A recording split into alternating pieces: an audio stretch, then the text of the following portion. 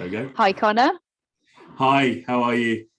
I'm good. Well, I'm all the better for having you on the podcast today. Now, I know who you are, but for the listeners today and the listeners to come, could you please introduce yourself and tell the listeners what it is that you do today? Yeah, so I'm Conor Cotton. I'm the managing director of Not Going To Uni. Actually, only 22, so I am young to be a managing director, as a lot of people say.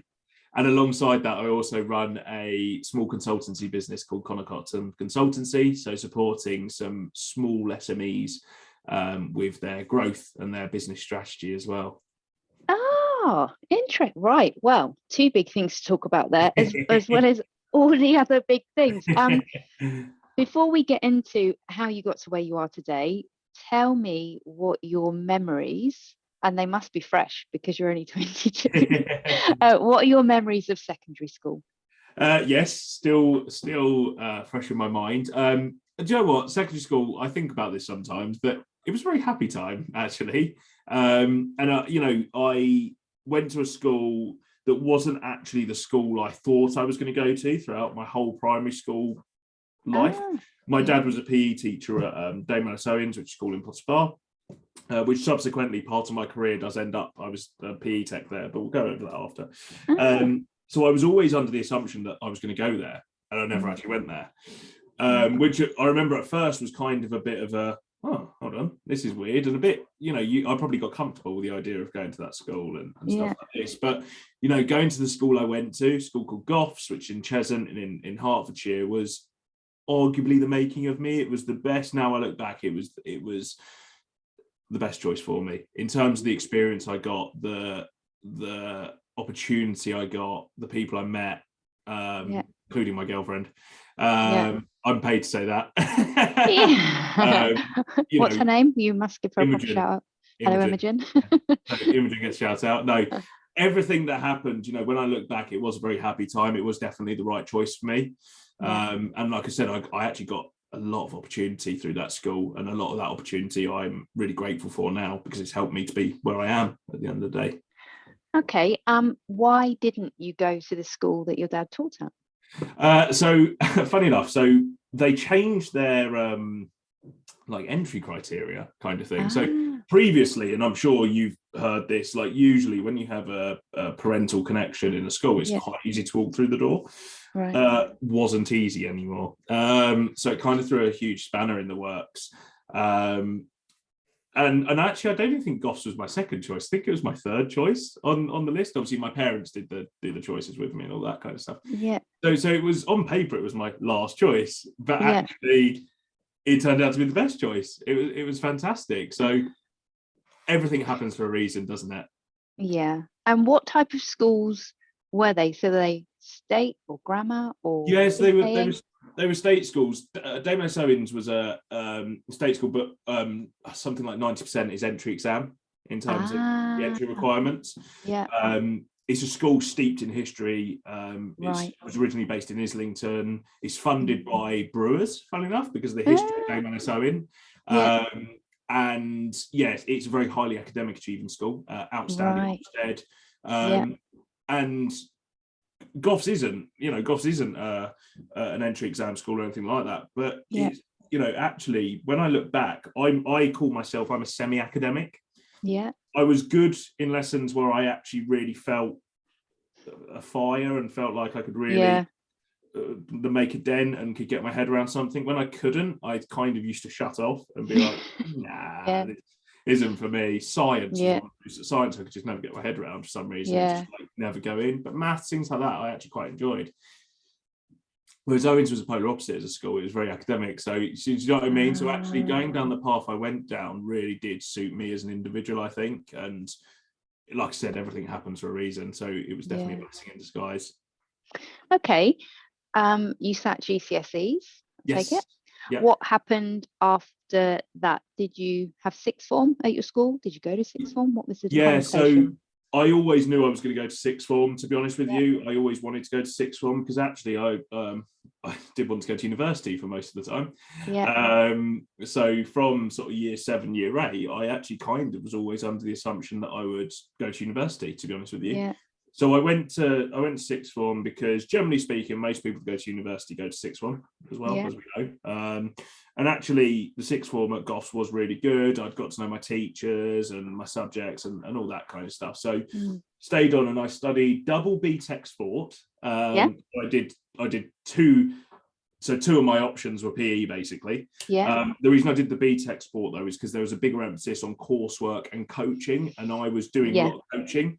Whereas A-level was more performance. This was more coaching, and that suited me. So I did that alongside media studies, because I was heavily into my sport, but I also had half an eye on media and business and advertising because of work experience I did and things like this. So I thought, okay, spread my wings, give myself a bit of variety, but there was definitely an emphasis on sport and going down a sport pathway at the time.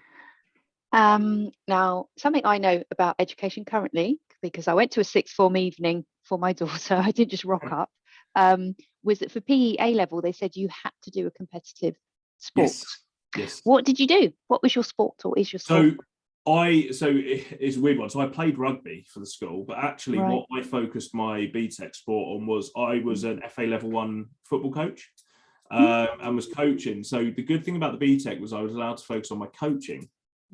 Because I was a half-decent rugby player at school. In fact, my school team, we won a hell of a lot of trophies actually in our local area, so we were quite good. But coaching at the time was my passion. So the good thing about the qualification was it allowed me to actually focus on this coaching pathway that I thought I was going to go down.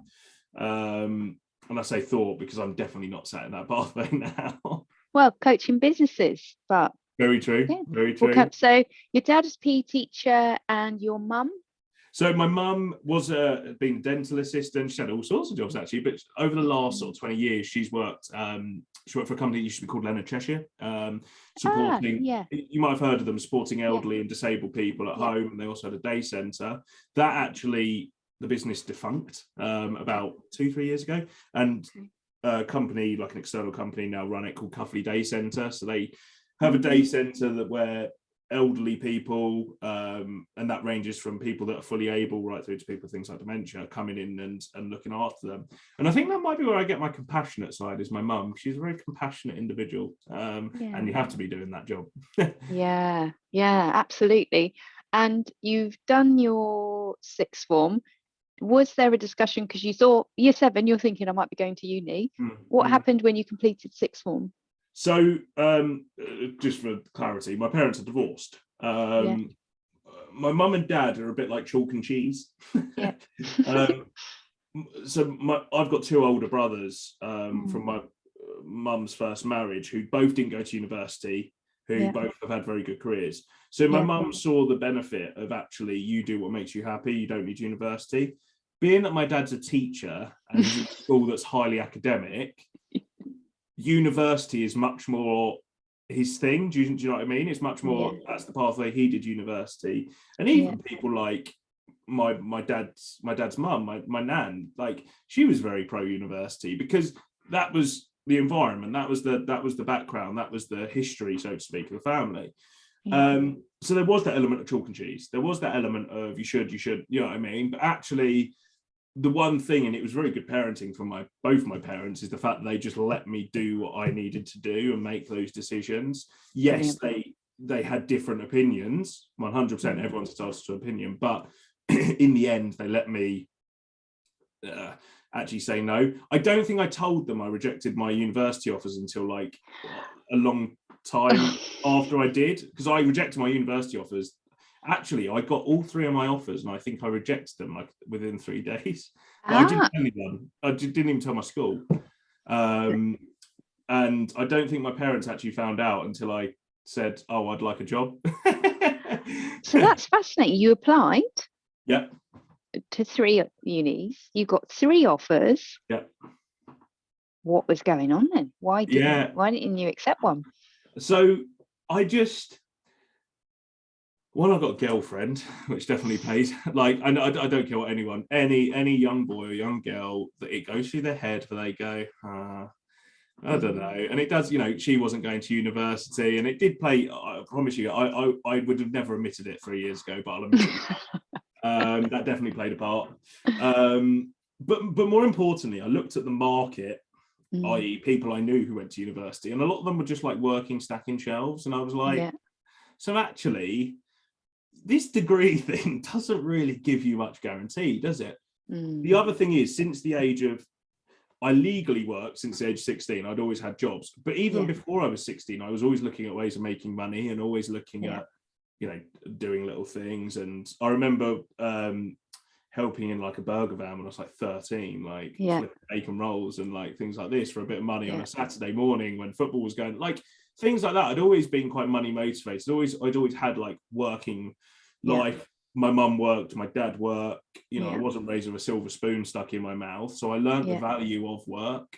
And I think that just drove me to think, right, actually, I just want to go and do things my way, to be honest with you, and see what happens. And thankfully, touch wood, it's all working out so far. Doing all right.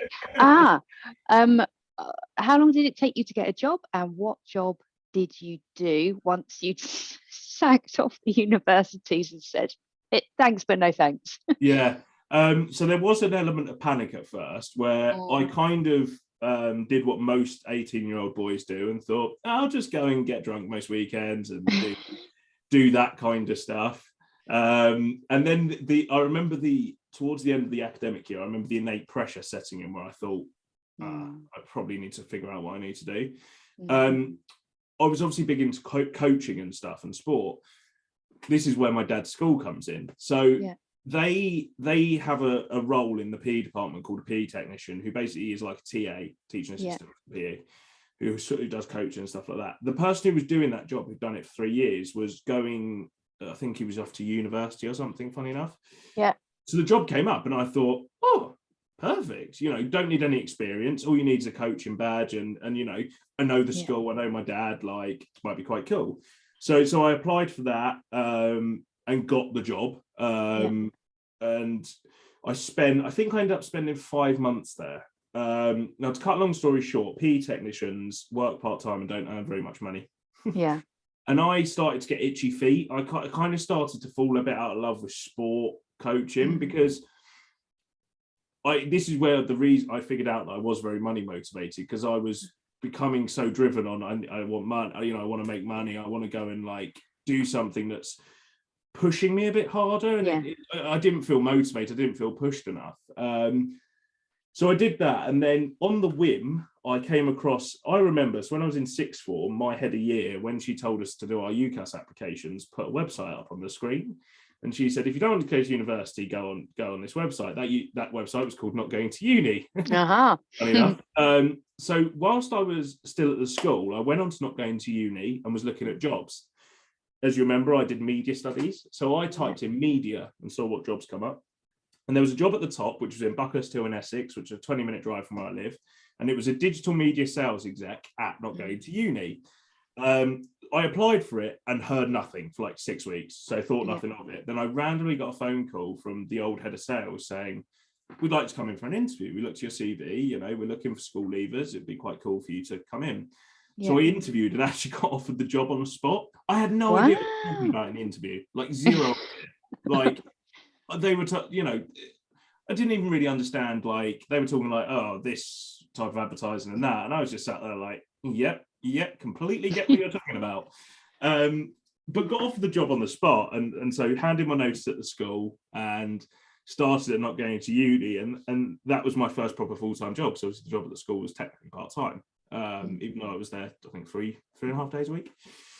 And that's when I feel like my career really kick-started. Do you know what I mean? Because you know, that was the first point where had a full-time job, a proper salary, and was really, you know, about to be pushed, you know, mentally and actually feel like that fire was lit again for me in terms of motivation.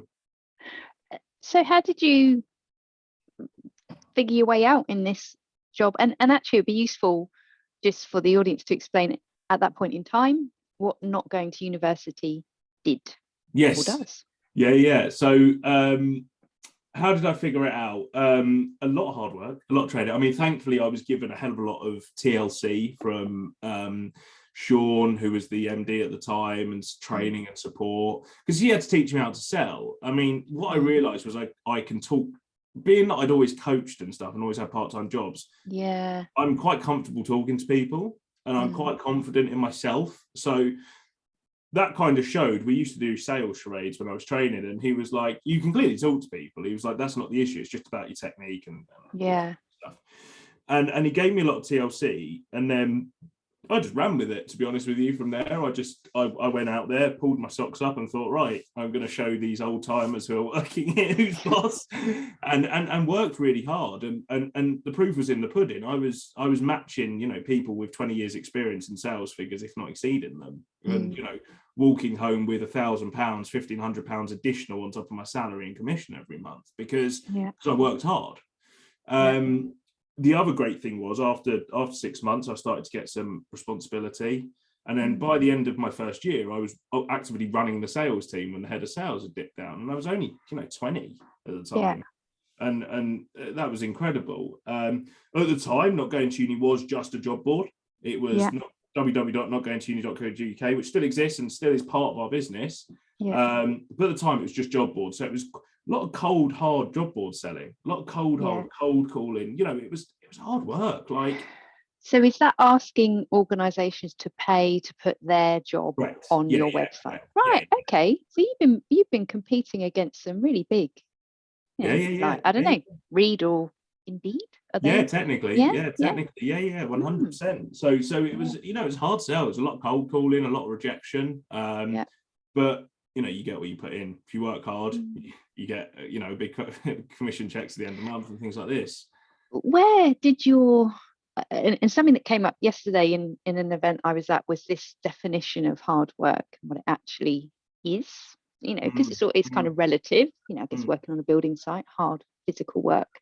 What do you think was the sort of motivation and the hard work for you? I think making people proud has always been a really big thing for me. I'm a huge mummy's boy. Massive. Like, making my mum proud is always, like, I don't care what anyone says. Till the day I die, I'll say that's one of my number one goals.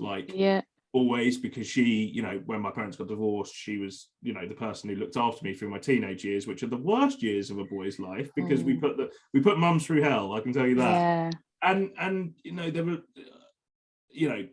Making people like my mum, my nans, like, very proud was great. That gives me so much satisfaction, being able to do that and being able to share that success with them. Obviously, there was an element of money motivation. I definitely realised that quite quickly. And I think, like, growing up, like I said, I was always around. Everyone worked. My brothers worked. My parents worked. My granddad's worked very hard right up until like past retirement age. I was always in an environment of working really, really hard. And I think that just rubs off on you. If that's the environment you're brought up in, that's it can go one or two ways. But thankfully, it went the way of me going, I quite like this idea of actually you need to work for your success and for your growth. Yeah. And so were you smashing out more calls than everybody else? At the time, yes. That was, to be honest with you, that was my strategy. Was right. If I can call a lot more people and make a lot more noise, I'll make more money. And actually, that science worked. It did. It was. I was the young, wet behind the ears kid. Do you know what I mean? Who'd walked into a sales room and just got on with it, to be honest with you. And that's what worked. And I had that motivation behind me. From the people I loved and I respected, who I wanted to make proud, and it just worked. It clicked. And so you got money in your pocket, making your mum proud. You're with your girlfriend. I mean, things pretty rosy. What happened from there? Did you work your way up and now you're MD? How do you get from? So there's a journey in the middle of that. So I worked my way up, and then I felt like I was at that stage where I was like, right, I can sell. I'm clearly quite good at sales. And also I'd had experience managing people. I went, right, I want to progress my career, but I want to improve my knowledge set of business. What I realized by this point was I became a bit of a business nerd. I was reading loads of business books, and I was driven, like, I want to run my own business. I want to progress my career fast now. I want to be a director. I want to run companies. I want to do this. I want to do that. So I started looking for my next opportunity, and I got somewhat headhunted, somewhat referred to a role at a company called SpringPod, who still work in this early career space, by someone who was mentoring me at the time. And the whole idea of that role was I was going into a startup at the time. SpringPod had just raised, I can't remember how much, but it was like one of their early seed stages. And so many people said to me, look, if you want to get a business MBA without going to business school, go and work in a startup for a year, 2 years, you'll learn everything. So I went to SpringPod, again, worked my way up quite quickly, became the head of employer strategy. So I was focused on all the employer strategy activities and growing our employer sales arm and commercial side and all that, new product ideas. But more importantly, I got a business MBA because I was sat, the two co-founders were sat like adjacent to me. The head of partnerships was there. The dev guys were behind me. I was listening to what was going on with raising investment, with accounts, with finance, with payroll, with this, with that. And I just absorbed information. I made notes. I listened. I put myself in meetings because I wanted to absorb that information. Yeah. And really grew my knowledge set and surrounded myself and networked with people who could teach me things. And then, to cut a long story short, this time last year, so November, we're in December now, but November last year, I got a call from Sean, the MD at Not Going To Uni. He heard that I had progressed quite quickly and obviously had improved my skill set, and was now looking to actually go and take a director role and actually go into a company and either be a commercial director or whatever that may be. So he said, let's cut a long story short, I'm thinking of potentially retiring, and I've done this MD thing for 7 years. I want someone to come in who's going to basically take over from me. And obviously I was like, wow, what an opportunity. At the time I was 21 when that phone call happened. So I said yes within an instant. I handed my resignation. So I came in initially as the commercial director. So with the plan that after a year or so, I'd take over from Sean. But after 9 months, we decided that it was time. So I did 9 months until the end of that financial year. Our financial year runs till September. So we finished the financial year, and then I officially took over as the managing director in September. And I mean, being director of a business is not something to be taken lightly. Comes with responsibilities, need to be registered, I think that's a pretty big deal. Was there ever a moment where you thought, I don't know, I mean, I'm guessing it's a no, but did you have any reservations before, or did you just say sign me up?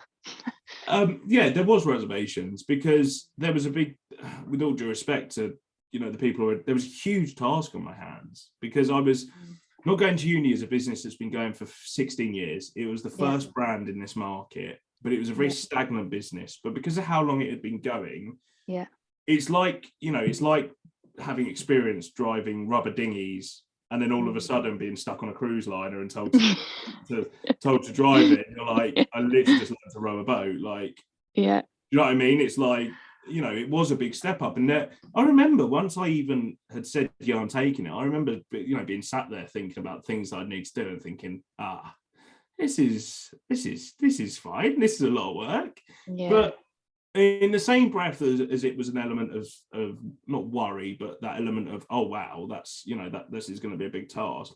There was also that element of excitement thinking, if I can get this to click, this is going to be really, really good. And that overrided any fear. So any fear that I had was overridden by that. Actually, if this clicks, this could really click, and this could really take off again.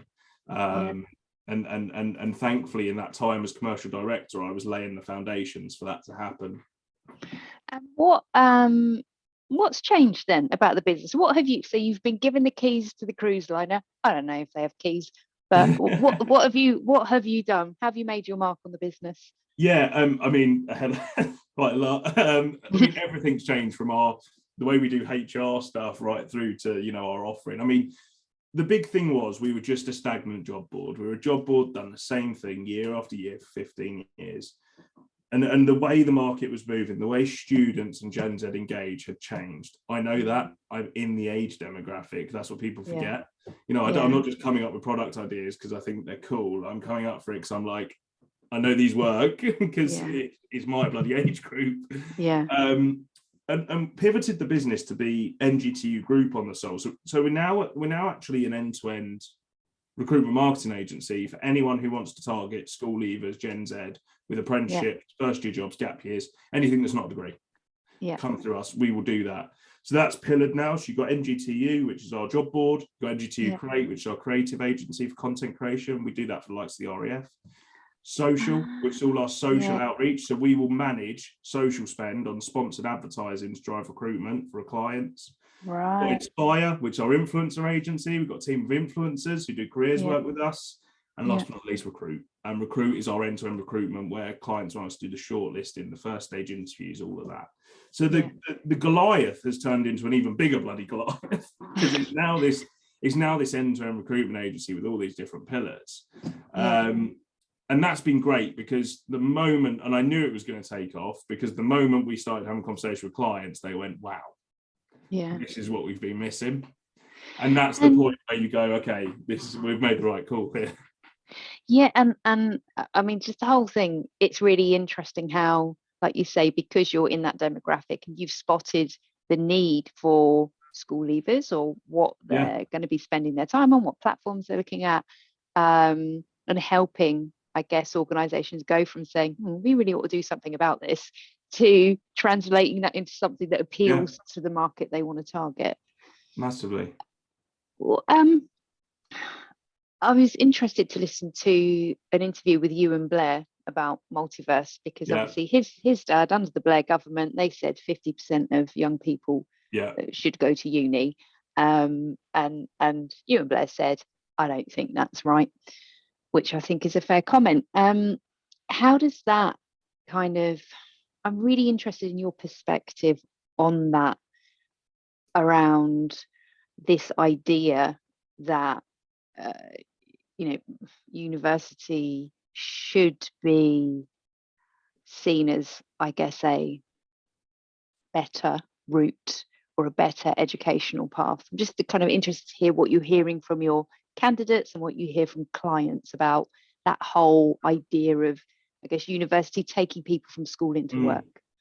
Yeah, I mean, I think to think that way is an incredibly dated point of view because the world has turned 360 degrees quite a lot. Like, a lot has happened in that time. Like, and actually, you've even got things like degree apprenticeships now, where you get the same degree, you get paid, and you've got a job. Yeah. So do you know what I mean? If you said to me, "Oh, do you want to do a degree in accounting and finance, or do you want to go and work at EY, get the degree paid for, plus get a 30 grand salary?" Yeah. Probably take the EY thing. Yeah. I'll still be 3 years ahead of anyone that's got a degree because I'll probably worked my way up and done whatever I need to do. So I think the approach of you have to go to university, look, there are some sectors still, especially medicine around that area. Yeah.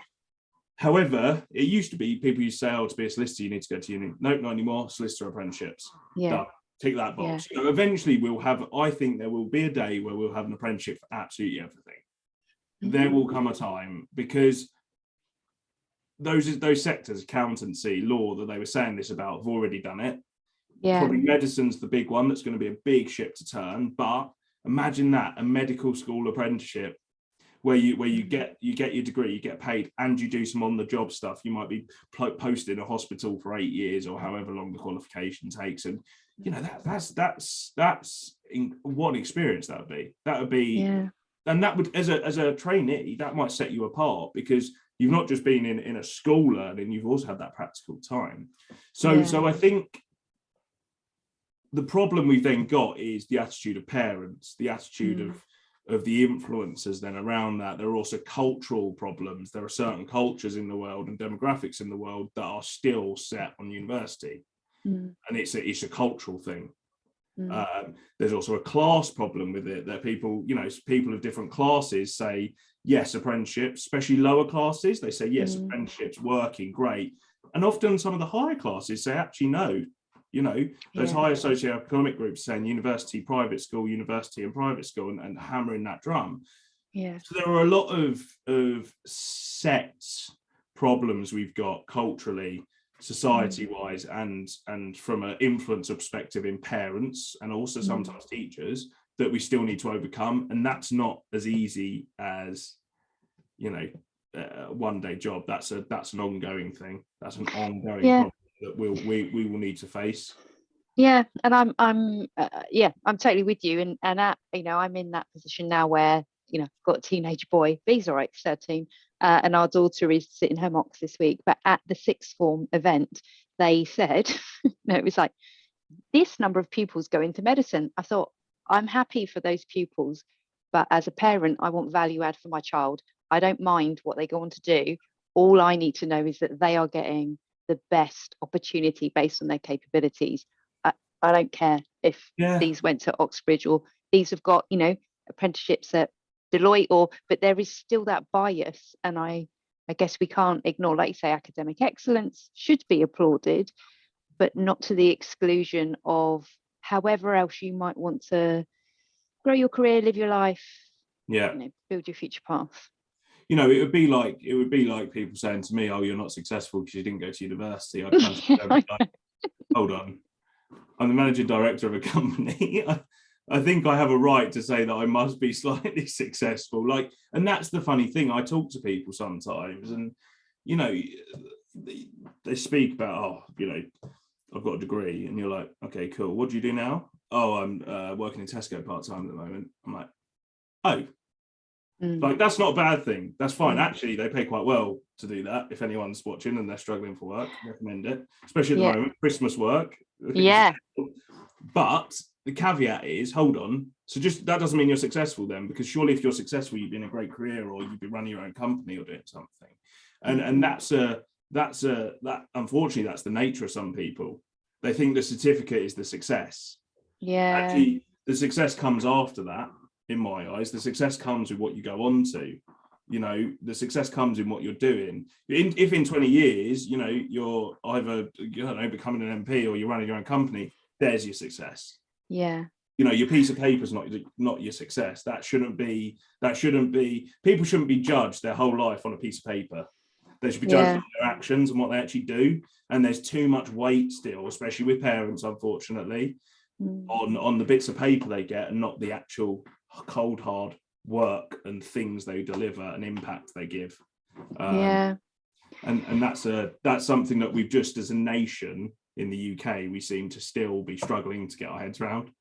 It's really interesting. And I thought, I noticed that you said, so when you were like 18, you're like, right, I'm gonna get me some business books, gonna get a mentor. What do you think that says, or in terms of your mindset? You know, what did you learn from those business books? How did you even think to say, I'm going to get me some of these? I mean, that's quite, for me, that, you know, it's hugely proactive and thinking long term, or thinking strategically. Where's that come from? Do you know what? It's hard to say. It was. Do you know what? I think I picked up. I remember reading in, I've still got it on my bookshelf. I remember reading a couple of autobiographies of different sort of people who'd done well in business. First being Alan Sugar's, funny enough. So I read his, it's a blue autobiography. Can't for life of me remember the name of it. It's quite thick. It's about, you know, 300, 400 pages. And I remember reading that, and there was like a lot of stories in there. And I thought, oh, that's quite cool. Like, this business thing's quite cool.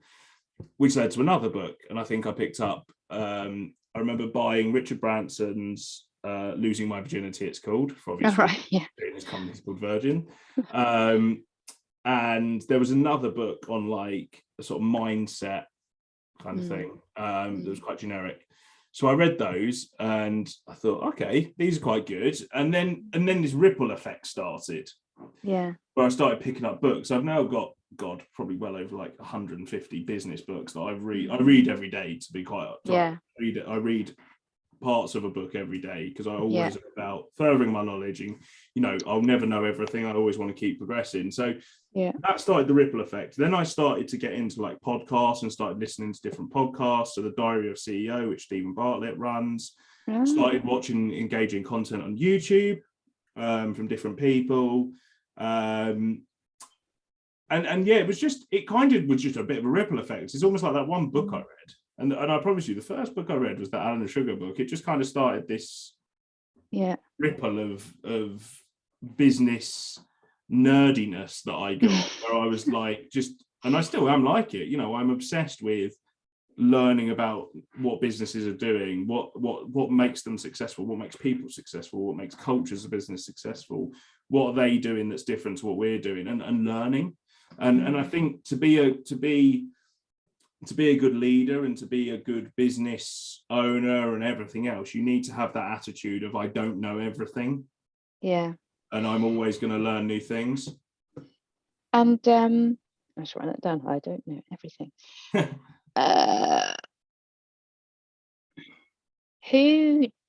How do you, so now you run the business, you are the managing director, you mentioned a mentor earlier. Is that something that you still have? Do you still have a mentor? Yes, I have quite a few, to be honest with you. And I have people that are mentors that probably don't know they're mentors in a way. Yeah. So I made a couple of conscious decisions about, 15 months ago. First being that I don't drink anymore. So I've been sober for 15 months. Because I definitely partied too hard, especially when I was working in London. Did that. I was only going to do the sober thing for 3 months, and 3 months done 6 months, 6 months done 12 months, and I was like, actually, wow, I bloody love my life. I love being like it. So I made that, and I also made the conscious decision of changing my circle, because I realised that I was probably hanging around with people. I was probably in a circle that just wasn't progressing me, wasn't fuel. It goes back to this fueling my fire. It wasn't fueling my fire. It wasn't, I didn't feel like I was getting value. I didn't, I'm always like surrounded. Put yourself in rooms where you are the least smart person. Put yourself in a room where you are literally the runt of the litter, with people that know a lot more than you, because that's how you're going to learn. Like, and I my circle, I now have an immediate circle around me of people that are, I can talk to about business, I can talk to about life, I can talk to about problems, I can talk, who I value so dearly and love and respect like family, who are ultimately like mentors. There's Chris, Steve, Fraser, who are the three people I probably speak to most. Steve was my original mentor. This guy called Steve Keith was my original mentor. He'd been my mentor from sort of the word go. Chris and Fraser, on paper, we're just, we're very close friends, but actually I see them as mentors as well, because I learn a hell of a lot from them, and I respect them so dearly, and I respect their opinions. And sometimes a mentor doesn't need to be a mentor on paper. All they need to do is you feel like you're learning from them, or if you value someone's opinion, in a way they're a mentor, because you want their opinion, you want that information from them. So that's, and I wholeheartedly recommend anyone to, look at your circle, look at the people you surround yourself with, look at the people that you value opinions from, and, see how you can either have a formal mentor or have almost informal mentors who support you in your career and everything else. And how challenging was it because they're two really, really significant things. If you've got a habit where, drinking becomes a habit, and it's just easy, isn't it? And to stop doing that with all of the drinking culture that we have, and particularly in business, Christmas is coming up, everyone's like, crack open the Baileys, and then that changing your circle as well, that's not a small task. So how hard did you find it to do those two things at the same time? Look, it was hard. Like, there was, there were times where I'd almost have tears in my eyes, where I just thought like, oh, what am I, where am I going here? But I then realized quite quickly that I was, my mindset changed, my attitude towards things changed, all for the better. My progressions, I started progressing, I started working the hardest I've ever worked. I was ruthless with things. and a bit of a bulldog in that sense. I was just ruthless. I was a ruthless bulldog, like, and I just put my head down and thought, right, you know, there's no distractions now. It's you know, I'm driven. I don't, you know, I had that goal of, I've got a vision board there. I put together my vision board at that time, for the first ever time, when I gave up drinking, all that, put together the vision board, and was like, right, time to get to work. And you know, the moment I started seeing the results of that, one of those major results being that I'm now the managing director. Look, if I was drinking and I was in the same circles, I can hand on heart promise you right now, I wouldn't be in this position. I know that for a matter of fact. Would have just got in. I would have got in the 9-to-5 rat race of, you know, 9-to-5 job, just do menial work, and I'll just go around, and I won't progress myself, and I'll be living for the weekend, and on Thursday nights be out in London, and you know, I'd got in that mindset, and so once I started to see that wasn't the mindset I had, and I was driven to do more, that was enough fire to go, let's keep going, and let's keep on this track. And that tees us up really, really nicely for the question I was going to ask you about what's next. So you've got a vision. How much of that can you share with us? What is next? Well, I guess there's an element of personal and work. So personally, Imogen and I are currently in the process of buying a house. Nice. So, you know, which, you know, again, there's not many people our age that are looking at properties and actually looking to get on the ladder, and that's something I'm, you know, incredibly proud of, both of us, not just me, you know, and her as well, because we've saved and we've still lived our life, and we're going to be, hopefully next year, you know, living in our own property, which is really exciting. So I'm really excited for that. From a business sense, we're continuing to grow. I mean, we've just come off the back of a record November, best performing November sales wise in 3 months. We're about to close our biggest deal we'd have ever closed ever in the history of the business. Wow. Traffic's through the roof, you know, NG2 Group's taken off. Really ferocious growth. It's like really continuing to grow this business and get this business not just to where it was when it first started, but bigger than that, and bigger than it's ever been. You know, I have really lofty ambitions for the company on the whole, and you know, the thing I keep hammering to our team is I want everyone to know who Not Going To Uni is. In some way. You know, I want everyone, whether they're a kid, whether they're an adult, a parent, whether they work in the early career space, whether they're a recruiter, whether they're the MD, like, I want them to know who Not Going To Uni is. I want that brand to be synonymous. Oh, you need to hire school leavers? Not Going To Uni. Oh, you need to look for a job when you leave school? Not Going To Uni. It's that synonymous nature always that we're looking to build. And that's something I'm driving towards every single day. And you know, the long and short is I want to support as many young people as possible. I've been in those positions where, you know, you have down days where you don't know what you're doing, where, you know, you're looking for the answer, where you feel like, you know, I'm very passionate about supporting young people in the same guise as me, you know, that, you know, might not have known what they're doing, who, you know, even lesser fortunate. You know, I want to support as many young people as possible, and make sure that, you know, we're not increasing the number of NEETs in the world and things like this. I can completely agree with that. And one thing that I heard again yesterday, really interesting day yesterday, someone said to me that they had a perception or a viewpoint that potentially a lot of what happens around social mobility will not come from government, and actually lots of other societal changes, it will come from business. Does that sound like the kind of thing you would agree with, do you reckon? I mean, look, there are some things that but schools and colleges are businesses, but even things schools and colleges do can support, can't they? Like, it's probably not just businesses, really. It's schools, it's colleges, it's media, it's, you know, it's a collective, isn't it? There's a lot of things we can be doing. I mean, from a sort of supporting parents, just an example, like, there's a lot more schools and colleges can do, because, you know, a lot of parents don't go into parenthood, so to speak, especially if they're new parents. When they get to the teenage years, probably don't have a bloody clue what they're doing. Like, when it comes to like doing UCAS applications and you know, talking about, you know, what opportunities are right for them and picking their options, they don't. they probably don't have a clue what to say, you know, because back in their day, you know, so it's not just, it's also like, it's everything as a collective that all plays a part. And you know, we're just Not Going to Uni as a business is a small part of a bigger system to try and support young people, support parents, support organizations and everything else. There is definitely a bigger system out there as well that everyone needs to kind of come together, I guess, to do that. Okay. And what do you think so far has served you, especially because if I'm looking at this, reflecting on our conversation, that you've packed a lot in.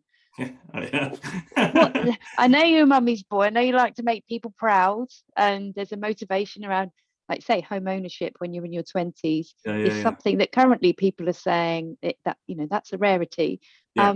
What have been the thing or things that have really just consistently helped you? Like I said, actually, the like reading, absorbing information has been really, really important. That's really helped me a tenfold, because that always learning aspect of always keeping yourself switched on to absorb information it will set you leaps and bounds apart from people that don't. I promise you, and I've learned that quite quickly. That really helps. Surround yourself with the right people. Surround yourself with people that elevate you, that make you level up, and it comes back to that aspect we spoke about at the start, like what's your motivations, what fuels your fire, like find what that why is, find what that thing is that actually motivates you, because if you don't know that, what's the point? Do you know what I mean? And it doesn't have to be one single thing, it could be 5 things, you know, it could be 5 different things. It could be making your mum proud, it could be making money, it could be buying a dog, or buying multiple dogs. I've got 2 dogs. I mean, we love them, but oh my goodness, the whole world. Maybe not buying a dog then.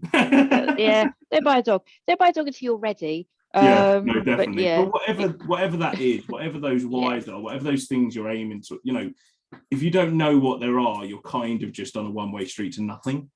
And you know, you'll never get there. And I'm a firm believer. Actually, Gary Vee says this. He always says about buying the New York Jets, huge American sport franchise team. And he said, I will not be happy when I buy the New York Jets, because he was like, that's my ultimate life goal. Right. He was like, once I get there, what am I going to do? And you know what? I've realized that so much. So on my board, I have a little piece of paper that says job title. And I put this on the board about 18 months ago. And it says job title, managing director. Obviously, I'm there now. And I will need to rip this down because I will redo it for next year. But you know, when you're kind of like, right, I've done that now. Like, and I completely get it now. Like, you set yourself goals as well that are so bloody optimistic that you almost might never reach them, but it always keeps you going. You know, my one is I'd love to, you listen, I'm a huge Leeds fan. I would love to own Leeds, like absolutely love to own the football club, Leeds United. It would be amazing. Will I? Maybe not. But do you know what I mean? Having that wealth, having that, you know, just little things that keep you going, that you're always in that vision board in the back of your mind, really important. Well, it's on there now. Classic growth mindset, isn't it? I mean, that's a bit, could happen. Could happen. You said it. You've put it out into the universe. It's going on the vision boards, I think. Exactly. Oh, that's awesome. So how can people, if they want to learn more about Not Going to Uni, if they're a young person, company, anyone that wants to learn about what you do, where can they find you? Young people go to www.notgoingtouni.co.uk and at Not Going to Uni on socials, on Twitter, Facebook, TikTok, YouTube, you name it. Employers, obviously LinkedIn, Not Going to Uni, contact me, Conor Cotton. I post loads of stuff on LinkedIn. And we've also got our B2B site, ngtugroup.co.uk. Type that in, it's our B2B hub with all of our stuff for employers and things like that to engage with. Awesome. It's been great to talk to you, and I'm glad to play a part in just making sure a few more people know exactly who Not Going to Uni are. Thanks, Conor. I appreciate it. Thank you.